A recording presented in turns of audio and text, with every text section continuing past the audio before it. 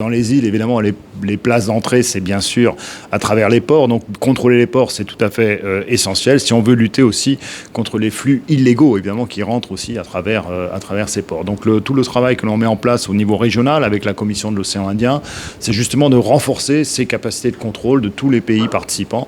9 pays au total dans la région. Donc, on a investi un très gros budget, c'est 28 millions d'euros qui sont investis dans ce domaine. Donc, on veut être efficace et on demande d'être efficace parce que le contribuable européen comme le contribuable mauricien veut voir des résultats de ces investissements. Alors, il y a 3 choses que l'on veut faire dans ce contexte-là.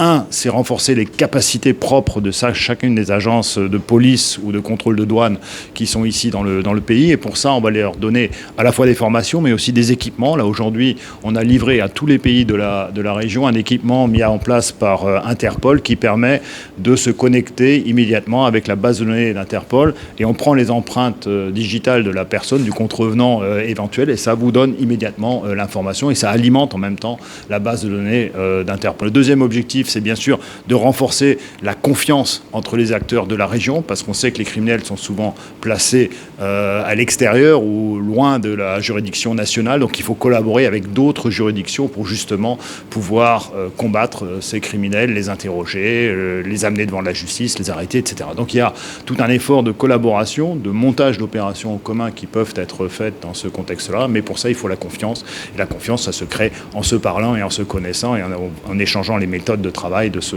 point de vue-là.